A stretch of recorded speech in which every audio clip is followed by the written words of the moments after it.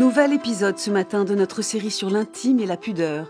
Il est temps d'évoquer un philosophe qui a véritablement consacré l'intimité, faisant d'elle le dernier refuge du bonheur, Jean-Jacques Rousseau. Intimité. Le mot est fréquemment prononcé par Rousseau pour évoquer le bonheur du quotidien avec une femme aimée, Madame de Warren, à la fin des années 1730, puis plus tard Thérèse, devenue son épouse. Une intimité dont Rousseau dit qu'au fond, elle ne saurait être décrite. Tenter de décrire serait peut-être même ennuyeux, assure-t-il. Succession de petits gestes, de promenades, de goûters, de rituels apparemment sans surprise, délicieux dans leur répétition même.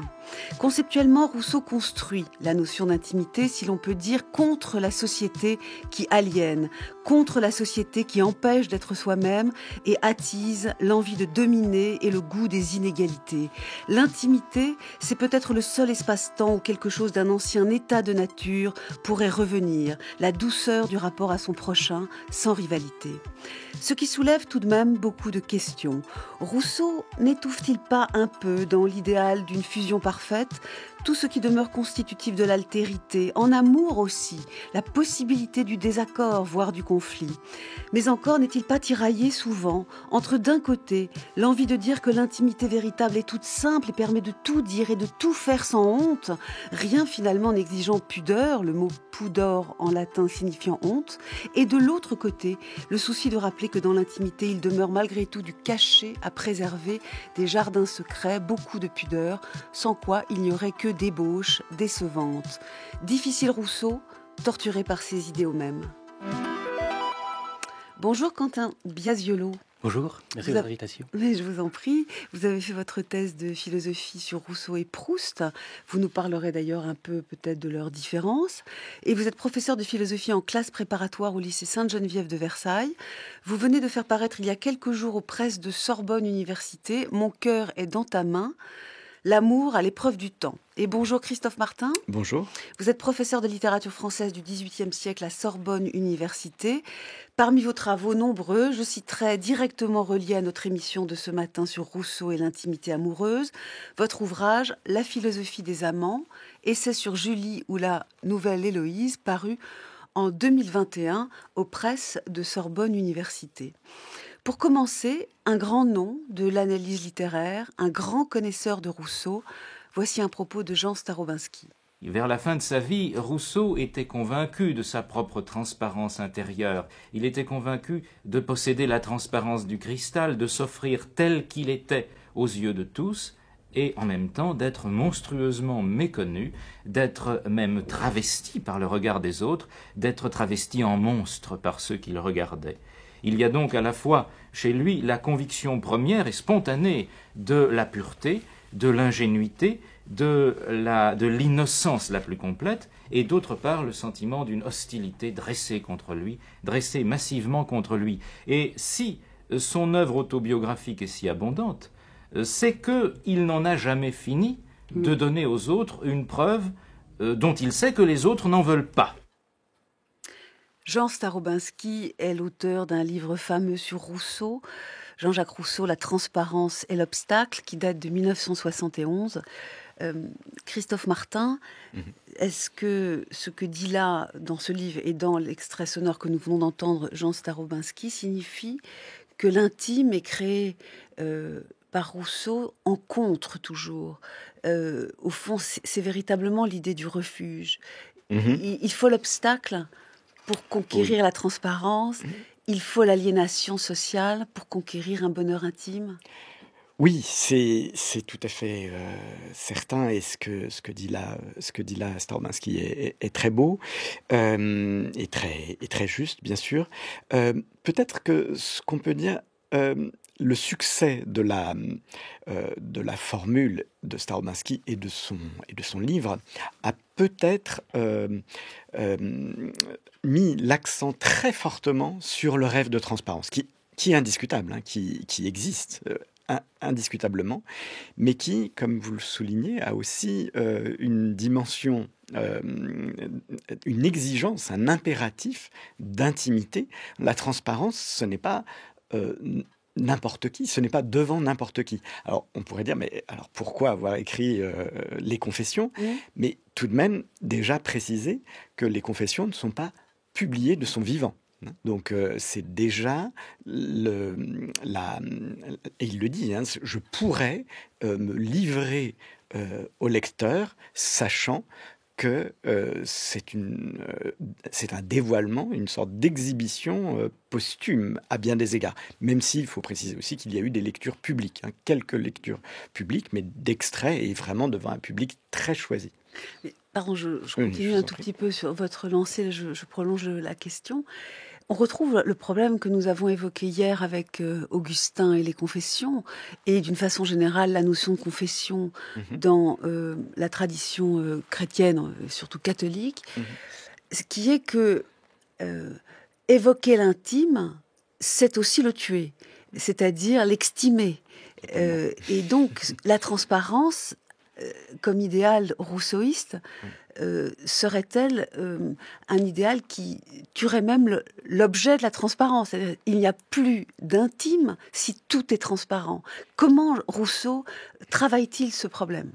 C'est une question absolument centrale qui, en effet, en un sens, est héritée d'une longue tradition, comme vous le rappelez, hein, une tradition augustinienne, mais qui est tout de même déplacée, puisque c'est pas seulement ce qu'il s'agit d'avouer, c'est pas seulement l'homme pécheur d'avant la conversion, c'est vraiment c'était le modèle augustinien, disons, hein, pour simplifier, alors que là, il ne s'agit pas de dire que les fautes qu'il faut avouer, c'était le temps d'avant, elles sont bien constitutives de l'être qu'est Rousseau.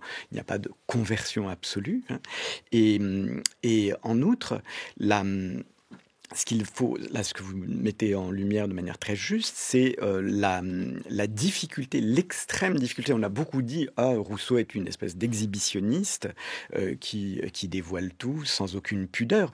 Et on a pu associer impudeur et impudence, par exemple, hein, de dire, c'est vraiment totalement... C'est la réaction de Voltaire, par exemple. Hein.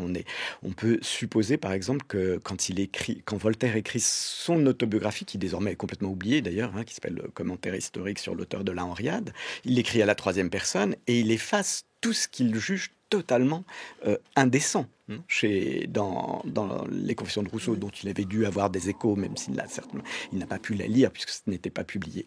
Mais c'est quelque chose de... Dire cela, ça serait complètement manquer l'extraordinaire dialectique qui existe chez Rousseau entre le souci de la transparence et, en effet, comme vous l'indiquiez, la nécessité de préserver l'intimité, tout dire, mais en même temps, mi-dire, je dirais, le dire à moitié, oui. Laisser entendre. Il y a une dialectique du tout dire et ne pas tout dire qui est constitutive des confessions. Et peut-être que c'est exagéré de dire que raconter l'intime, c'est le tuer. J'ai orienté la question comme cela, mais c'était peut-être exagéré. On peut aussi dire l'intime de manière assez transparente, sans forcément l'abolir. Sans l'abolir du tout, parce que je crois que c'est aussi un appel au lecteur, hein, c'est faire en sorte que dire l'intime puisse susciter une écoute. Il faut, dans l'intimité de la lecture, parce que c'est quand même aussi, il l'a imaginé ensuite comme un texte qui allait être lu. Il y a eu des lectures publiques, mais encore une fois, elles sont vraiment très ponctuelles. Mais l'intimité de la lecture va permettre au lecteur d'entendre ce que dit Rousseau. Donc vous aviez évoqué aussi cette idée de l'intime comme quelque chose qui fait entendre aussi peut-être une voix de la nature d'avant la corruption, et il s'agit de faire résonner aussi cela chez le lecteur. Alors à vous, Quentin Biasiolo, vous êtes un jeune chercheur, vous vous attelez à cette question du rapport à l'intime et à la transparence chez Rousseau, question déjà très travaillée. Il me semble, et vous me corrigerez, que dans votre travail, vous vous penchez sur la question du perfectionnement de soi, qui, à vrai dire, est une grande question augustinienne, elle aussi. Hier, chez Augustin, on a beaucoup évoqué dans les confessions d'Augustin l'idée que, en se confessant, qui est d'ailleurs un terme très complexe chez Augustin, je renvoie à l'émission, on devient meilleur. Est-ce que c'est la même chose chez Rousseau ? Non, c'est pas tout à fait la même chose parce que, au fond, ce que Rousseau essaye le concept auquel vous faites allusion là, c'est le concept de perfectibilité qui est forgé par Rousseau au milieu du XVIIIe siècle, même si l'idée était déjà dans l'air du temps. Alors, c'est pas le mot qu'il emploie, c'est vous qui l'employez, je crois. La perfectibilité. Il emploie ce mot ? Ah oui, Je crois que absolument. c'est un mot contemporain. Dans le second discours sur l'origine Oui, et les fondements de l'inégalité parmi les hommes, Rousseau invente le mot, même si l'idée était déjà dans l'air du temps. Oui. Et c'est un concept qui vient juste après la description du concept de liberté. Et Rousseau fait de la perfectibilité un concept qui, au fond, pour lui, définit mieux l'homme que tous les autres concepts que la tradition a déjà convoqués. Mieux que la liberté, mieux que la raison, parce que pour Rousseau, il n'y a que l'homme qui soit capable d'un développement de soi indéfini. Il ne dit pas infini, il dit indéfini, de sorte qu'au fond, personne pourra, à l'avance, a priori, poser un terme au-delà duquel on ne pourrait pas aller. Et donc, pour Rousseau, la perfectibilité, c'est quelque chose de tout simple. C'est la faculté que nous avons de développer toutes nos facultés. La faculté que nous avons de développer tous nos talents, d'exercer nos talents. Et alors là, il y a deux choses possibles, et deux voies possibles. Idéalement, et c'est la voie ouverte par le contrat social et qui est en même temps tout de suite un peu refermée, chapitre 8 du livre 1 du contrat social, idéalement, c'est le contrat social et la vie politique et la communauté politique qui devraient activer au mieux les ressources de la perfectibilité, permettre à chaque individu de développer sa raison, de développer ses facultés et de devenir, comme on le dit aujourd'hui, au fond, la meilleure version de soi-même. Mais Rousseau considère que cet état social idéal-là, nous n'y vivons pas. Et c'est le point de départ de l'Émile. Peut-on encore envisager une éducation favorable dans un état social, non pas idéal, mais corrompu ? Et alors, Rousseau va suggérer, dans plusieurs textes, c'est le cas dans certaines pages de la Nouvelle-Héloïse, où il y a quand même une sorte de petite utopie, sinon politique, en tout cas sociale. C'est le cas dans certains passages des Confessions, et notamment dans l'Idylle des Charmettes, avec Madame de Warens, que lorsque la politique échoue à développer les facultés de l'individu, et puisque la perfectibilité, c'est la faculté de devenir meilleur, mais aussi de devenir pire, et de tomber, dit Rousseau, en deçà de notre état de nature originaire. Alors peut-être que le rapport intime, et à voir si c'est exclusivement amoureux, ou si c'est parfois amical, même si dans l'amitié il y a des résidus problématiques de la vie sociale, c'est à cette vie intime-là qu'il revient d'activer les ressources de la perfectibilité. Alors je suis contente que vous abordiez tout de suite le problème de l'amitié. Parce que j'ai cru comprendre que dans votre lecture, c'est beaucoup moins important que l'amour, hein, que l'intimité est moins grande et il y a plus de méfiance chez Rousseau. Mais vous savez qu'il existe d'autres travaux sur le plan de la philosophie politique qui considèrent que l'amitié est un enjeu majeur chez Rousseau. Je pense par exemple au livre de David Munich sur la Boétie et Rousseau, l'enjeu de l'amitié qui est très important dans le discours sur la servitude volontaire de la Boétie et que finalement, pour contrer justement la servitude volontaire, et certains disent que c'est très important chez Rousseau aussi. Oui, bien sûr. D'ailleurs, la Nouvelle-Héloïse aussi déploie certaines pages extrêmement belles sur l'amitié et font de l'amitié là aussi une sorte de refuge. Ce qu'on pourrait dire, c'est que, et là, le point de départ avec Starobinski était bon aussi parce que justement, ce que dit Starobinski à ce moment-là, fait au fond écho au dernier texte de la fin de vie de Rousseau, à savoir les Lettres à Malesherbes et les Rêveries du premier solitaire, la 10e mise à part, et où à ce moment-là, quand Starobinski décrit l'état d'esprit de Rousseau, Rousseau a été trahi dans ses amitiés et déçu dans ses amours. Donc au fond, pour lui, là, il est réuni dans une seule et même déception, à savoir qu'il n'y a pas finalement trouvé son compte. Et c'est pour ça qu'il y a un repli solitaire où les rêveries seront adressées qu'à lui-même et qu'à Dieu. Mais si on voulait peut-être marquer très rapidement la différence entre amour et amitié, on pourrait faire l'hypothèse qu'il reste dans l'amitié un peu plus de reliquats sociaux que dans l'amour, je veux dire par là, que dans l'amitié, il reste quand même des rapports d'amour-propre, une certaine forme de logique de domination, où l'ami est toujours malgré tout une sorte de rival. Et pas dans l'amour. Il n'y a pas une altérité possiblement surprenante, voire dominatrice. En tout cas, pas dans les textes que Rousseau décrit. Alors, un peu quand même dans la Nouvelle-Héloïse, mais c'est rééquilibré. C'est-à-dire qu'au fond, le problème qui se pose dans la Nouvelle-Héloïse au début, c'est qu'il y a une inégalité de statut. Saint-Preux, comme Rousseau, est roturier, Julie est noble, mais Rousseau, de façon assez habile dans son roman, compense cette inégalité par une autre, qui est que Saint-Preux, quoique roturier, va être professeur, va retrouver une forme d'ascendant, et Julie sera l'élève. Bon, et malgré tout, il y aura quand même d'autres problèmes qui se poseront, et au fond, la nouvelle Héloïse suggère que l'amour, quoi qu'il veuille être au-delà du social, n'y parvient pas tout à fait. Mais en même temps, Rousseau écrit la nouvelle Héloïse avec l'idée de dépasser les apories de la nouvelle Héloïse ensuite dans l'Émile. Le projet de l'Émile est annoncé dans une lettre de la fin de la nouvelle Héloïse, et le 5e livre de l'Émile se conclut par un petit roman d'amour entre Émile et Sophie. Alors, je vous propose qu'on entre vraiment dans le texte de Rousseau, ce qui nous permettra de poursuivre ces échanges. On va revenir sur plusieurs points qui ont été évoqués. Dans le livre 6 des Confessions, cet ouvrage donc publié de manière posthume, Rousseau évoque son amour avec celle qu'il appelle maman, Madame de Warens. Alors on m'a dit qu'il fallait prononcer ainsi. Je vois qu'il y a des rousseauistes qui disent encore Madame de Warens, donc je suis un peu perdue, mais je vais dire comme on m'a dit, Madame de Warens.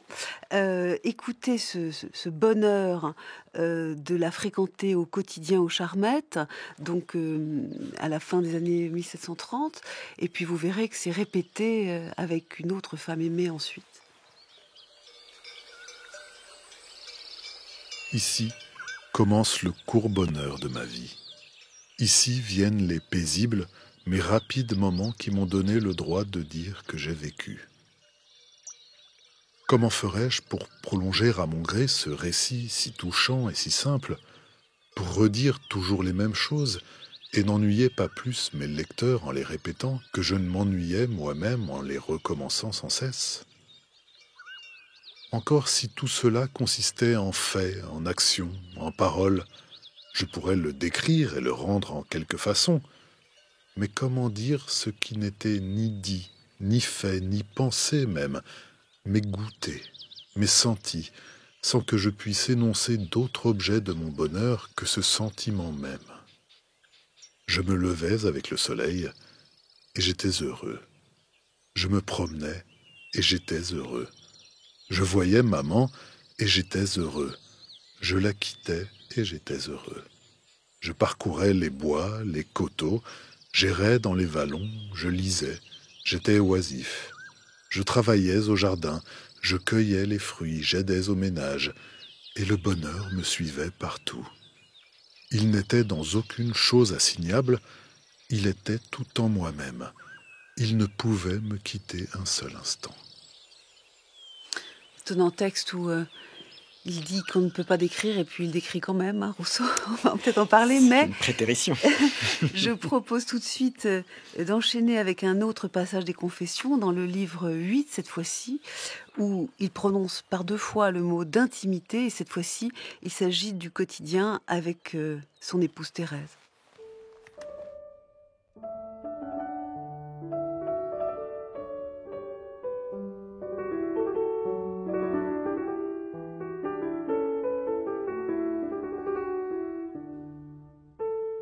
Je puis dire avoir goûté, durant ces 6 ou 7 ans, le plus parfait bonheur domestique que la faiblesse humaine puisse comporter. Le cœur de ma Thérèse était celui d'un ange. Notre attachement croissait avec notre intimité, et nous sentions davantage de jour en jour combien nous étions faits l'un pour l'autre. Si nos plaisirs pouvaient se décrire, ils feraient rire par leur simplicité. Nos promenades en tête-à-tête hors de la ville où je dépensais magnifiquement 8 ou 10 sols à quelques guinguettes. Nos petits soupers à la croisée de ma fenêtre, assis en vis-à-vis sur 2 petites chaises posées sur une malle qui tenait la largeur de l'embrasure. Dans cette situation, la fenêtre nous servait de table. Nous respirions l'air, nous pouvions voir les environs, les passants, et quoiqu'au 4e étage, plonger dans la rue tout en mangeant. Qui décrira ? Qui sentira les charmes de ces repas, composés pour tout mets d'un quartier de gros pain, de quelques cerises, d'un petit morceau de fromage et d'un demi-sétier de vin que nous buvions à nous deux. Amitié, confiance, intimité, douceur d'âme, que vos assaisonnements sont délicieux. Quelquefois nous restions là jusqu'à minuit sans y songer et sans nous douter de l'heure, si la vieille maman ne nous en eût avertis. Mais laissons ces détails qui paraîtront insipides ou risibles. Je l'ai toujours dit et senti, la véritable jouissance ne se décrit point.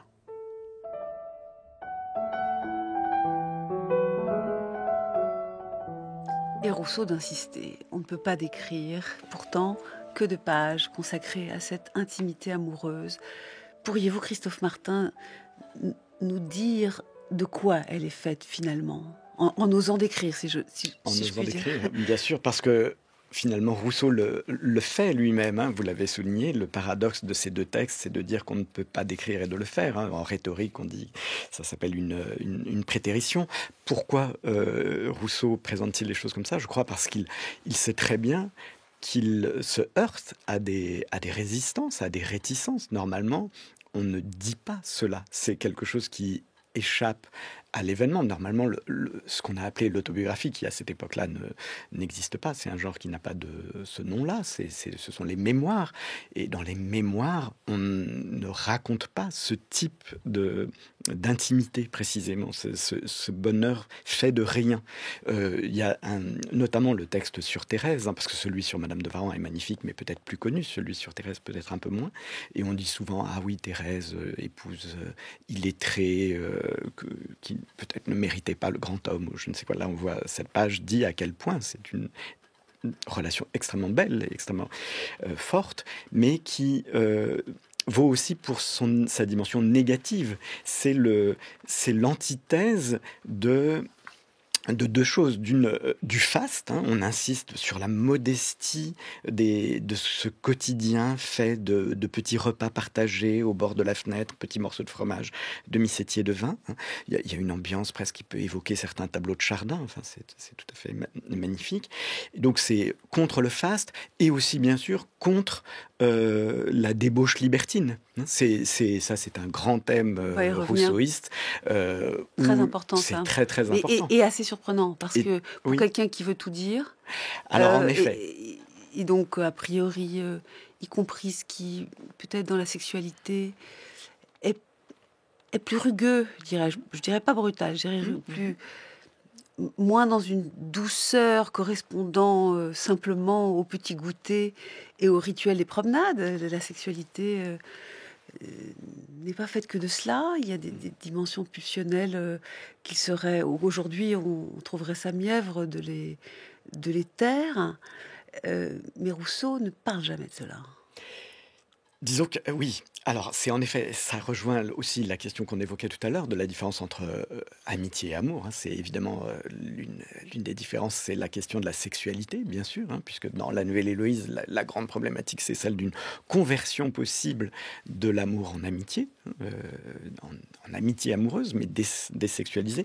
Alors, là, ce qui est très caractéristique, aussi bien pour Madame de Warren que pour Thérèse, en effet, la sexualité est mise en arrière-plan.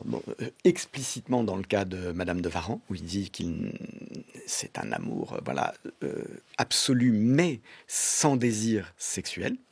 Alors évidemment, les psychanalystes se sont beaucoup attachés à cela en disant c'est un amour qui est marqué par une sorte d'inceste, puisqu'il l'appelle maman. Donc en effet, cette désexualisation peut être reliée à ça. Mais au-delà de cette question, il me semble que disons que l'intimité amoureuse, ça c'est un grand thème de Rousseau, n'est pas faite que de sexualité, y compris dans l'imaginaire romanesque, dans ce qui est raconté entre Julie et Saint-Preux. Il y a une dimension sexuelle absolument importante dans leur relation. Ils ont deux nuits d'amour. On pourrait dire aujourd'hui c'est pas beaucoup, mais c'est deux relations très intenses, mais où il est bien dit que leur intimité, d'abord c'est conquis de haute lutte contre des résistances externes, bien sûr. C'est difficile pour eux. C'est pas la débauche libertine où tout est facile, c'est tout l'inverse. Mais cette sexualité, elle vaut surtout pour le moment d'intimité qui la suit.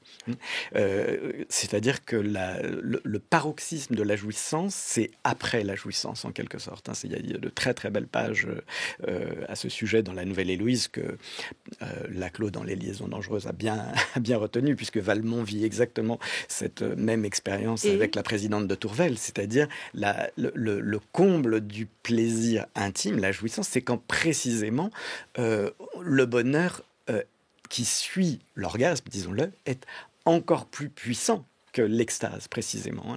Et Valmont n'est donc pas que un anti-Rousseau. Mais non, Laclos, qui est un rousseauiste, lui a fait, on pourrait presque dire malicieusement, éprouver cette expérience typiquement rousseauiste qu'est l'au-delà de la jouissance, après la jouissance. Et il l'écrit, et Valmont l'écrit à Merteuil, et évidemment c'est une révélation absolument insupportable pour Merteuil, d'où la vengeance. Mais enfin, bon, là c'est... Non, c'est très intéressant, on dit depuis le début de l'émission à quel point Rousseau écrit définit l'intimité, notamment amoureuse, contre la société, mais sa manière même d'aborder l'intimité amoureuse est contre d'autres visions, en particulier les courants libertins. Ça, je crois que c'est tout à fait essentiel de le comprendre. Alors, Quentin Biasiolo, d'abord, évidemment, précisez-nous plein de choses sur ces points, si vous le souhaitez, mais j'ai une question.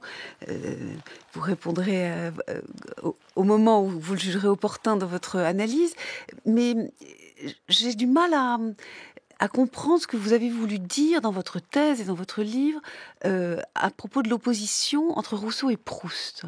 Et il me semble que c'est le bon moment, là, pour aussi aborder ce point. Oui. Alors, d'abord, pour revenir sur les deux textes que vous avez lus et qui ont été commentés, je suis tout à fait d'accord avec le fait qu'en effet, ce qui intéresse Rousseau, c'est le moment d'après. C'est le calme et la tranquillité qui survient quand, justement, le rapport à l'autre est débarrassé de sa charge d'intranquillité, parfois de sa charge d'intranquillité jalouse, pourquoi pas, mais en tout cas de sa charge de tension. Et c'est en effet après la nuit d'amour que Saint-Preux, tout à coup, s'ouvre radicalement à Julie. À quoi s'ajoute que dans les textes que vous avez lus, ce qu'il faut retenir, c'est que l'intimité pour Rousseau, c'est une mise en commun du temps. Et donc, en effet, Rousseau ne cesse de dire « j'ai peur d'ennuyer le lecteur parce que ce que je raconte, au fond... n'a pas beaucoup d'intérêt, mais ça n'a pas beaucoup d'intérêt pour qui ne le vit pas ou qui ne l'a pas vécu. Mais l'intimité, c'est une mise en commun du temps et des activités, et ça requiert donc deux choses, du temps long, de la répétition et de la routine, mais une routine qui n'ennuie pas. Un quotidien, comme dit François Julien dans son beau livre de l'intime, un quotidien qui ne lasse pas. Et précisément, pour venir à Rousseau et Proust, chez Proust, un quotidien qui ne lasse pas... est un oxymore, et chez Rousseau, c'est un pléonasme. C'est-à-dire qu'un véritable quotidien en présence de l'autre est quelque chose qui épanouit le sujet indéfiniment, alors même que ça paraît ridicule pour un regard extérieur. Pensez vraiment que les aspects répétitifs des sensations chez Proust, ça s'achève dans une angoisse alors le problème chez Proust... du déclin de la jouissance, etc. Alors que tous les moments sensuels se répondent aussi chez Proust. Il y a de la répétition dans les sensations, et puis quand même, on ne peut pas uniquement penser la question par un amour de Swann, le rapport à Odette, non. où là vraiment il ne la supporte pas tout en étant fou d'elle. Il y a d'autres figures de l'amour, non, chez Proust? Oui, mais le diptyque amoureux, La prisonnière et Albertine disparue, montre un peu cet enfer-là, sous deux axes, mais qui se répondent. Le problème premier, c'est que l'amour chez Proust est désir de possession, ce que Rousseau va totalement refuser, justement, avec son épouse ou avec Madame de Warens. L'amour n'est pas désir de possession, et c'est ça qui lui permet aussi de sortir de tous les problèmes qu'on connaît. Chez Proust, l'amour est désir de domination, désir de possession, libido dominandi, qui chez Proust évolue de façon assez spectaculaire, en libido sciandi, désir de savoir et désir de pénétrer infiniment la conscience de l'autre, au fond de fusionner avec lui, mais de fusionner avec sa conscience pour savoir tout ce qui se passe en lui. Et Nicolas Grimaldi l'a formidablement bien dit, amour et jalousie sont recto et verso d'une même pièce, de sorte qu'au fond, l'amour est sans cesse rongé par un désir de savoir et un désir de savoir ce que l'autre fait, ce qu'il pense, est-ce donc qu'il quand me ment. même, Swann et Odette, c'est un paradigme qui revient tout le temps. Il est terriblement jaloux, il n'arrive finalement pas à l'aimer. Oui, mais vraiment le vrai paradigme, c'est le narrateur et Albertine. D'accord. Et ce diptyque-là, La prisonnière et Albertine disparue, l'autre ne m'intéresse et ne me fascine que lorsqu'il est absent, et d'ailleurs qu'il est là, il m'ennuie. Et chez Proust, au fond, si on voulait faire une distinction toute simple, pour résumer le rapport à l'autre chez Proust et le rapport à l'autre chez Rousseau, on dira que chez Proust, l'habitude est au singulier et avec une majuscule. L'habitude nous ennuie et sépare les individus, éloigne les sujets et produit des effets du temps qui, en effet, rongent l'individu.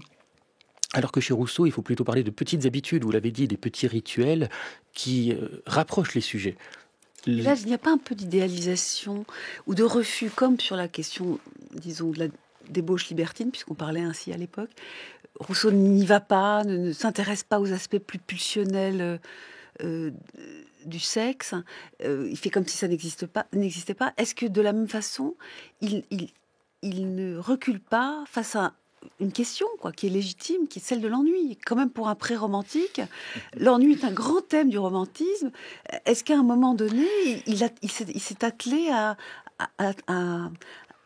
décrypter les figures de l'ennui, même dans l'intimité amoureuse la plus belle, Christophe Martin? Écoutez, je crois qu'il n'a pas méconnu cela. D'ailleurs, il ne méconnaît pas, à mon sens, la sexualité. Il a fait des aveux, justement, à ce sujet. Bon, on aura peut-être l'occasion d'y revenir, mais enfin, c'est célèbre, sur la fessée, la masturbation, etc. Donc, c'est cette dimension.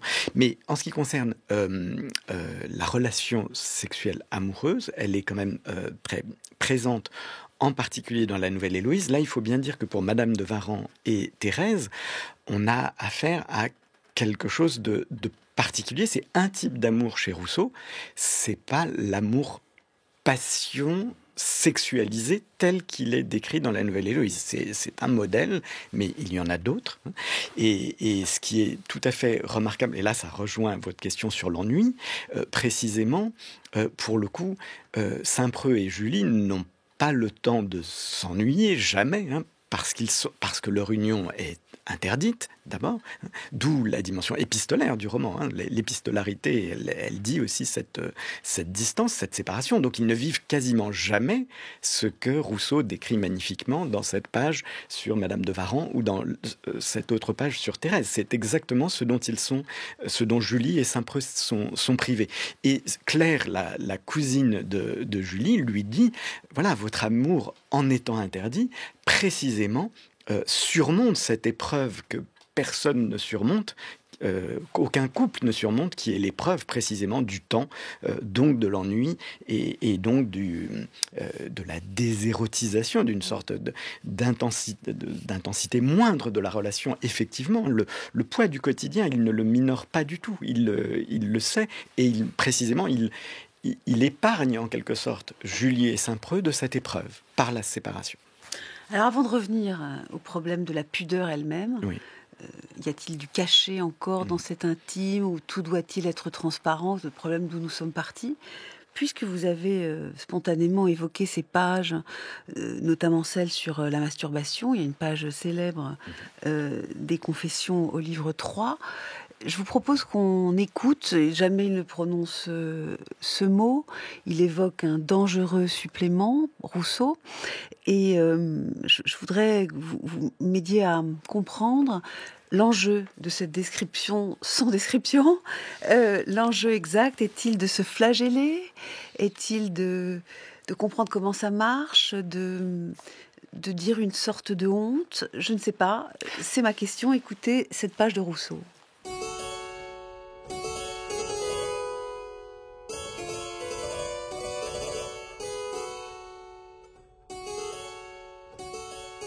J'étais revenu d'Italie, non tout à fait comme j'y étais allé, mais comme peut-être jamais à mon âge on en est revenu. J'en avais rapporté non ma virginité, mais mon pucelage. J'avais senti le progrès des ans. Mon tempérament inquiet s'était enfin déclaré, et sa première éruption, très involontaire, m'avait donné sur ma santé des alarmes qui peignent mieux que toute autre chose l'innocence dans laquelle j'avais vécu jusqu'alors. Bientôt rassuré, j'appris ce dangereux supplément qui trompe la nature et sauve aux jeunes gens de mon humeur beaucoup de désordre au prix de leur santé, de leur vigueur et quelquefois de leur vie. Ce vice, que la honte et la timidité trouvent si commode, a de plus un grand attrait pour les imaginations vives. C'est de disposer, pour ainsi dire, à leur gré, de tout le sexe, et de faire servir à leur plaisir la beauté qui les tente, sans avoir besoin d'obtenir son aveu. Séduit par ce funeste avantage, je travaillais à détruire la bonne constitution qu'avait rétablie en moi la nature et à qui j'avais donné le temps de bien se former. Qu'on ajoute à cette disposition le local de ma situation présente, logé chez une jolie femme, caressant son image au fond de mon cœur, la voyant sans cesse dans la journée, le soir entourée d'objets qui me la rappellent, couchée dans un lit où je sais qu'elle a couché. Que de stimulants.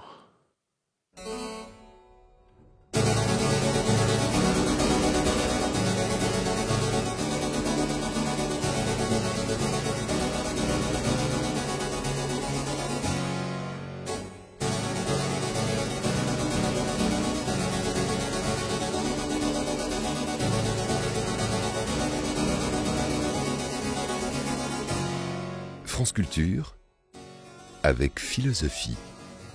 Géraldine Mühlmann.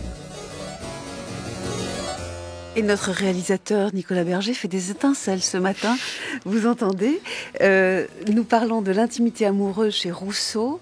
Je suis en compagnie de Quentin Biasiolo et de Christophe Martin. Nous venons d'entendre une page des Confessions sur le dangereux supplément qui est en fait la jouissance onaniste. Et j'entends beaucoup de honte dans ce texte, mais peut-être y a-t-il d'autres choses de la part de Rousseau. J'entends aussi l'idée de quelque chose qui contrarie la nature, mais surtout la scène du fantasme, parce que c'est de ça qu'il s'agit dans la masturbation. Totalement. Et c'est une représentation, et Rousseau n'aime pas la représentation, il préfère la présence à la représentation. Est-ce que c'est ça le problème? Christophe Martin. C'est à la fois très... Oui, c'est... Alors, il y a beaucoup de choses dans ce que vous dites. Donc, la présence, c'est en effet quelque chose de fondamental, mais l'imagination est aussi une dimension absolument essentielle de l'esthétique et de la pensée de Rousseau. Et c'est sans doute une des dimensions qui rendent ce texte si riche, complexe. Parce que, comme vous l'avez très bien dit tout à l'heure, jamais il ne prononce le mot, en effet, ni onanisme, ni masturbation. Et il y a assez longtemps, Philippe le Jeune avait remarqué à quel point les aveux de Rousseau concernant la masturbation sont extraordinairement discrets et toujours sous le sceau de l'euphémisme ou de la périphrase ou du non-dit, etc. Pour la transparence, effectivement. Pour la transparence, il y a un petit défaut là. Alors, c'est là qu'on voit justement qu'il faut se défaire de cette idée que Rousseau serait l'apôtre d'une transparence absolue, d'une apocalypse du secret, au sens de vraiment on révèle tout, on dévoile tout. Non, c'est beaucoup plus compliqué que ça, et le texte en est un très bon exemple. On voit se rejoindre les deux impératifs qui ne sont pas du tout contradictoires dans les Confessions. L'impératif du tout dire, c'est-à-dire tout dire, même ce qui ne se dit pas. Et on a vu, ça peut être le quotidien risible, comme le quotidien avec Thérèse, risible, dérisoire, ou l'élément obscène, ridicule, la punition des enfants, ou quelque chose d'un peu choquant à ses yeux même.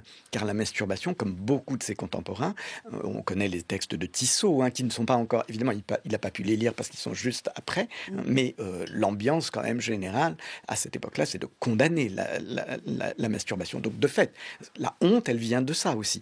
Mais la honte, ce qui est suggéré aussi à demi-mot, c'est qu'au fond, cette pratique, très certainement, Rousseau ne l'a jamais quittée.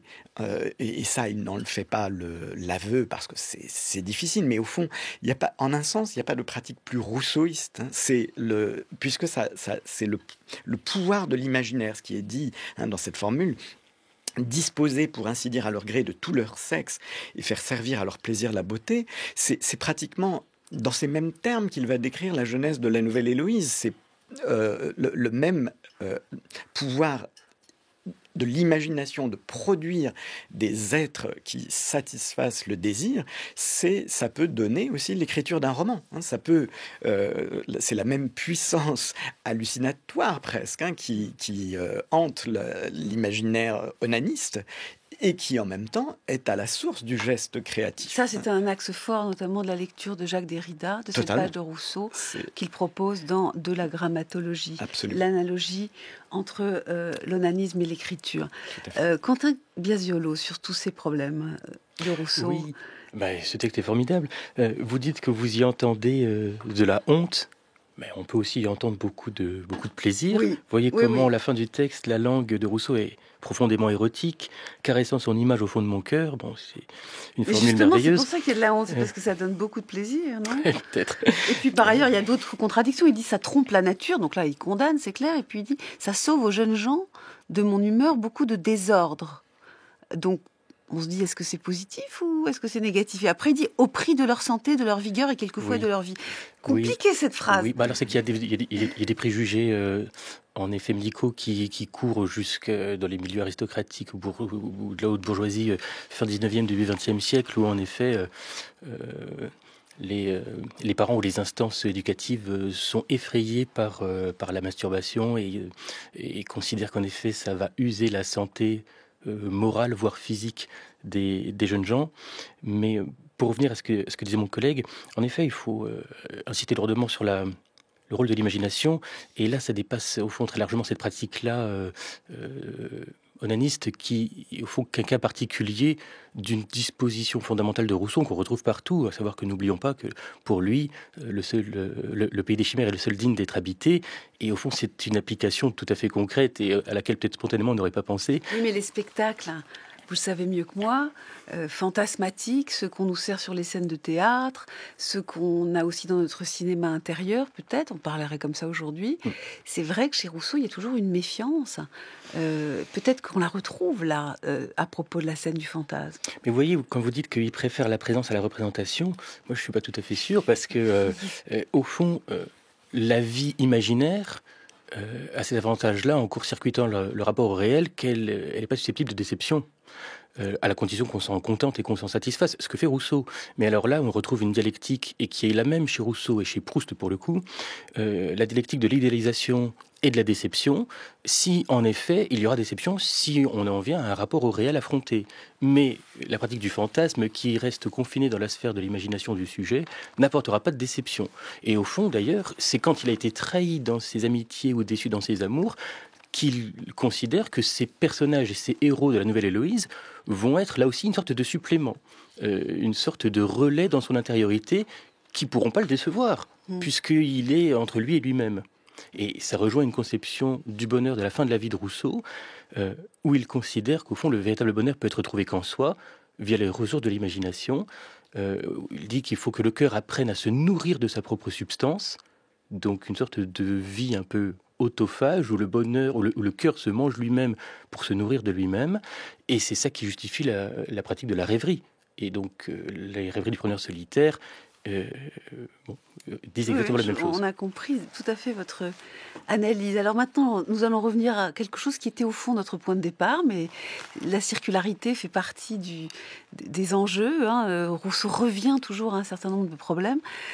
On a parfois l'impression chez lui que la pudeur, l'envie de protéger, de ne pas dire, de cacher, eh bien ça c'est quand l'état de nature pourra s'exprimer pleinement, quand on aura enlevé les vices de la société, il n'y aura plus ces problèmes. Et puis d'un autre côté, il nous dit aussi que dans l'intime, il faut qu'il reste des lieux cachés. Alors contradiction, complémentarité, vous allez me le dire. Voici un extrait d'abord de l'Émile ou de l'éducation à propos de la pudeur qui est naturelle, mais... Quoique la pudeur soit naturelle à l'espèce humaine, naturellement, les enfants n'en ont point. La pudeur ne naît qu'avec la connaissance du mal. Et comment les enfants, qui n'ont ni ne doivent avoir cette connaissance, auraient-ils le sentiment qui en est l'effet? Leur donner des leçons de pudeur et d'honnêteté, c'est leur apprendre qu'il y a des choses honteuses et déshonnêtes. C'est leur donner un désir secret de connaître ces choses-là. Tôt ou tard, ils en viennent à bout, et la première étincelle qui touche à l'imagination accélère à coup sûr l'embrasement des sens. Quiconque rougit est déjà coupable. La vraie innocence n'a honte de rien. La vraie innocence n'a honte de rien, donc il semblerait qu'elle conduirait idéalement à dépasser les pudeurs trop excessives, et pourtant, dans Julie ou la nouvelle Héloïse, Rousseau réhabilite la pudeur. Écoutez. Je ne sais si je m'abuse, mais il me semble que le véritable amour est le plus chaste de tous les liens. Le cœur ne suit point les sens, il les guide. Ils couvrent leurs égarements d'un voile délicieux. Non, et il n'y a rien d'obscène que la débauche et son grossier langage. Le véritable amour, toujours modeste, n'arrache point ses faveurs avec audace. Il les dérobe avec timidité. Le mystère, le silence, la honte craintive aiguise et cache ses doux transports. Sa flamme honore et purifie toutes ses caresses. La décence et l'honnêteté l'accompagnent au sein de la volupté même, et lui seul sait tout accorder au désir sans rien ôter à la pudeur. Croyez-moi, mon ami, la débauche et l'amour ne sauraient loger ensemble, et ne peuvent pas même se compenser. Le cœur fait le vrai bonheur quand on s'aime, et rien n'y peut suppléer sitôt qu'on ne s'aime plus. Que comprend Christophe Martin? Pour Rousseau, la pudeur est-elle à dépasser dans un monde idéal ou au contraire à sauvegarder à tout prix? C'est toute la richesse de la pensée de Rousseau. C'est alors beaucoup auraient dit les contradictions. Non, je ne crois pas que ce soit des contradictions. Ce sont des éventuels paradoxes, mais peut-être que pour mieux comprendre, il faut s'intéresser à la question de la nature. La pudeur est naturelle à l'espèce humaine, mais naturellement, les enfants n'en ont point. Comment expliquer cette énigme? En fait, on pourrait aussi faire l'analogie avec l'espèce humaine.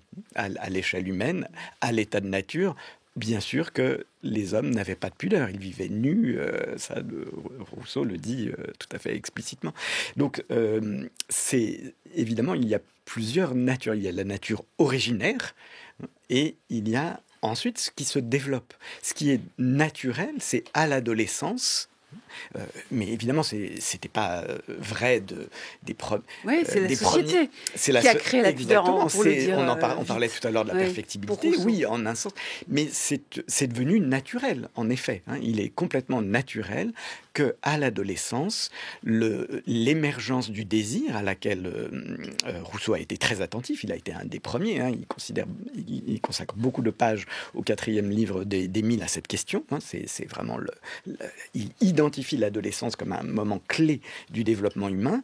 Eh bien, c'est à ce moment-là, avec l'émergence du désir, qu'émerge aussi le sentiment de honte, et d'une manière totalement inextricable. Et ça peut être, c'est pas forcément la mauvaise honte, ce qu'il appelle parfois la mauvaise honte. C'est une honte, au contraire, tout à fait valorisée.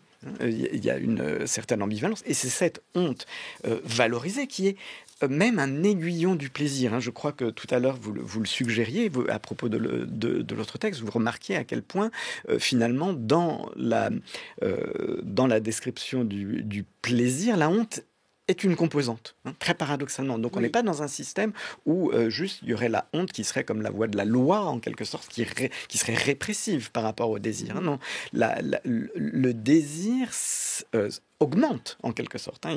Il s'aiguise avec... le mot « aiguiser » est dans le texte qu'on a entendu de la Nouvelle Héloïse.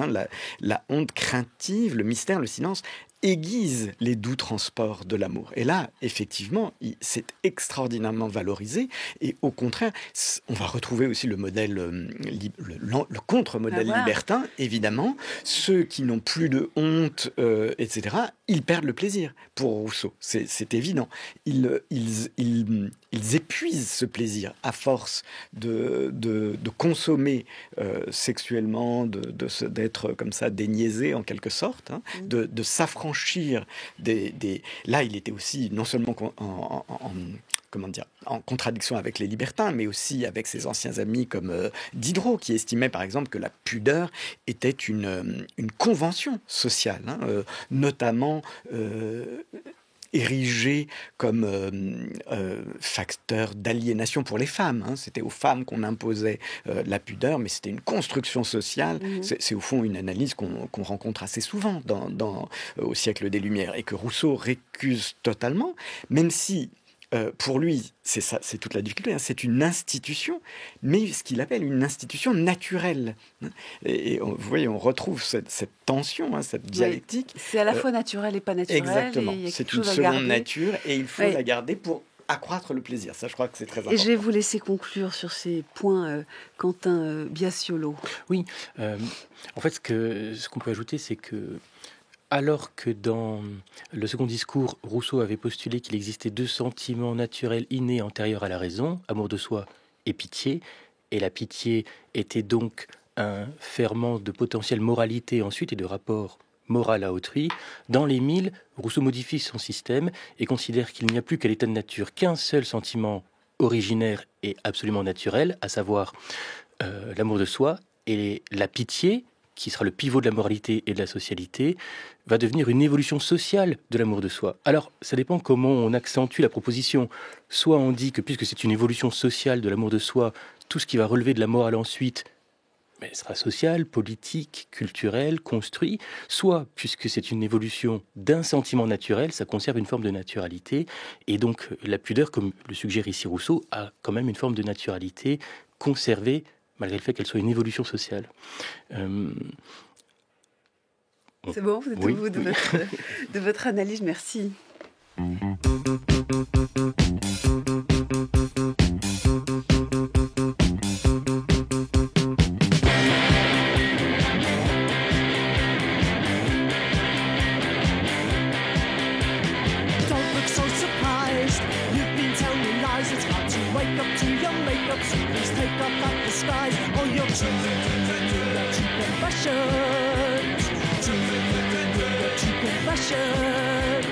You are just a knight, I don't know it for a fact. I got a picture from your sister and it's writing on the back. Oh, your true confessions, your true confessions.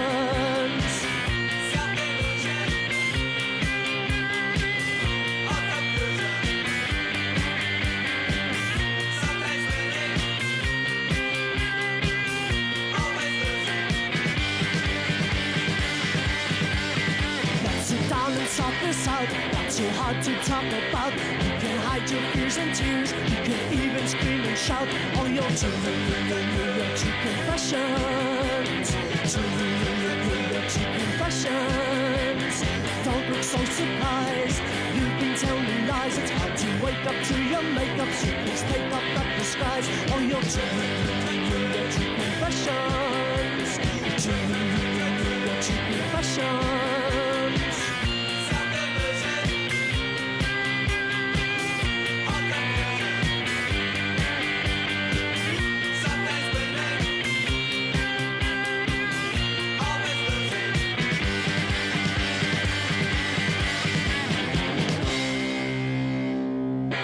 Et cette chanson s'appelle True Confessions, elle date de 1979. Elle est chantée par les Undertones. Merci beaucoup Christophe Martin et Quentin Biasiolo. Les références de vos travaux sont sur notre site. Je remercie les auditeurs qui nous ont écrit, signalé des ouvrages en lien avec notre thème de cette semaine. Notamment, il y a La pudeur du philosophe allemand Max Scheler, écrit vers 1913, traduit en français chez Aubier. Il y a aussi un livre récemment paru aux éditions Labor et Fides à Genève, écrit par Laure Borgomano, qui s'intitule La réserve, pudeur, ressources et résistance par temps de crise. Je précise enfin que l'intime est le thème choisi cette année par le Festival de sciences humaines de la ville d'Alès, festival intitulé Passeurs de livres, un rendez-vous stimulant, chaleureux, qui ouvre ses portes en cette fin de semaine et pour tout le week-end. À présent, voici la chronique de Frédéric Worms qui parle de la passion de la vérité cette semaine, c'est le pourquoi du comment.